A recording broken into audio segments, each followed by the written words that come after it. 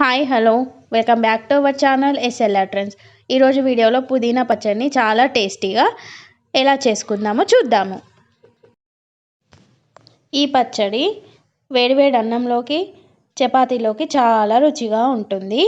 ఇప్పుడు మనం ఈ పచ్చడిని ఎలా తయారు చేసుకుందామో చూద్దాము. ఈ పచ్చడిని చాలా తక్కువ ఇంగ్రీడియంట్స్తో చాలా తక్కువ సమయంలో టేస్టీగా చేసుకుందాము. ఈ పచ్చడిని 10 నుంచి 20 పచ్చిమిరపకాయలు తీసుకోండి. 2 కట్టల పుదీనా తీసుకొని దాన్ని బాగా శుభ్రం చేసుకోండి. చూసారా, ఈ వీడియోలో చూపిస్తున్న విధంగా మంచిగా శుభ్రంగా కడుక్కోండి పచ్చిమిరపకాయలని, పుదీనాను.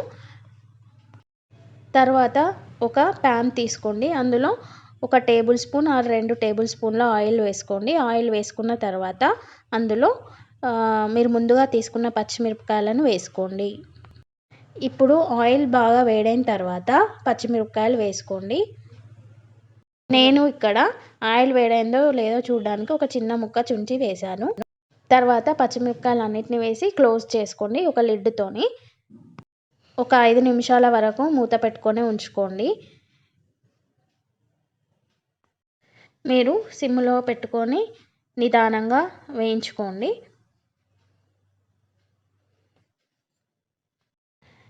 పచ్చిమిరపకాయలను మరీ దోరగా వేయించుకోకండి, కొంచెం గ్రీన్ కలర్ ఉండేలానే వేయించుకోండి, ఎందుకంటే టేస్ట్ చేంజ్ అవుతుంది దాని వలన. చూసారు కదా, ఈ వీడియో లాగా వేయించుకోండి.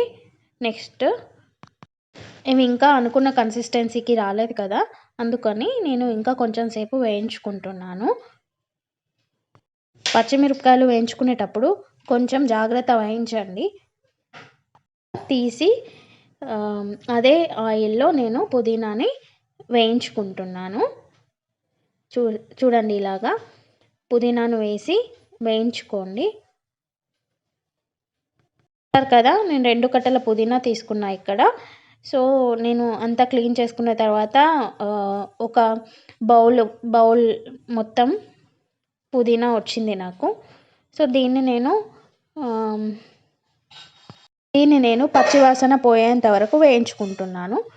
చూడండి వీడియోలాగా. పుదీనా ఎక్కువ తీసుకోకండి, ఎందుకంటే టేస్ట్ చేంజ్ అవుతుంది. కొంచెం తక్కువ క్వాంటిటీతోనే చేసుకోండి, టేస్ట్ చాలా బాగా వస్తుంది. మూత పెట్టుకోకండి, మూత పెట్టుకోకుండానే ఇలా కలుపుతూ ఉండండి.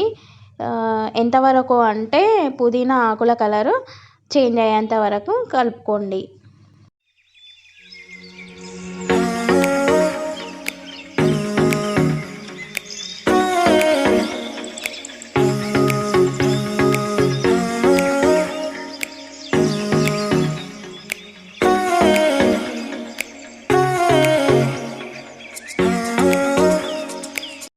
చూసారు కదండి, పుదీనాని ఇలా వేయించుకోండి. సో పచ్చిదనం అంతా పోయేంత వరకు వేయించుకోండి. అలా వేయించుకోవడం వల్ల ఏంటంటే మనకి పుదీనా చట్నీ అనేది చాలా టేస్టీగా ఉంటుంది. అలాగే మనకి పచ్చిగా రాకుండా టేస్టీగా వస్తుందన్నమాట. సో నెక్స్ట్ ఏంటంటే, మనం ఫస్ట్ వేయించుకున్న మిర్చిని మిక్సీ జార్లోకి తీసుకోండి. అలాగే కొన్ని వెల్లుల్లిలు తీసుకోండి. తర్వాత నానబెట్టిన చింతపండును తీసుకోండి, చింతపండు గుజ్జుని.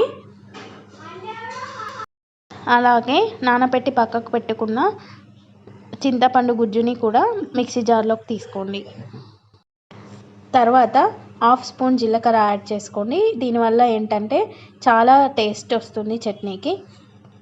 మీ రుచికి సరిపడా సాల్ట్ని యాడ్ చేసుకోండి. ఇవన్నిటిని ఒకసారి మిక్సీ తిప్పుకోండి. పుదీనా ఆకులను యాడ్ చేసి మిక్సీ ఇస్తారు కదా, ఈ కన్సిస్టెన్సీలోకి వస్తుంది మనకి. వచ్చిన తర్వాత దీనికి పోపు పెట్టుకుందాం ఇప్పుడు. సో పోపు పెట్టుకోవడానికి నేను స్టవ్ పైన పోపు బాని పెట్టుకున్నాను. దానిలో 2 టేబుల్ స్పూన్ల ఆయిల్ వేసుకున్న తర్వాత దానిలో నేను ఆవాలు వేసుకుంటున్నా, ఒక 1/2 టేబుల్ స్పూన్. సో ఇవి ఆవాలు చిటపటలాడితేనే చాలా బాగుంటాయి. తర్వాత నేను జీలకర్ర యాడ్ చేశాను. ఇప్పుడు నేను దంచి పెట్టుకున్న వెల్లుల్లిని యాడ్ చేసా. దీనివల్ల ఏంటంటే టేస్ట్ చాలా బాగుంటుంది చట్నీకి. తర్వాత కరివేపాకు తీసుకొని యాడ్ చేస్తున్నా.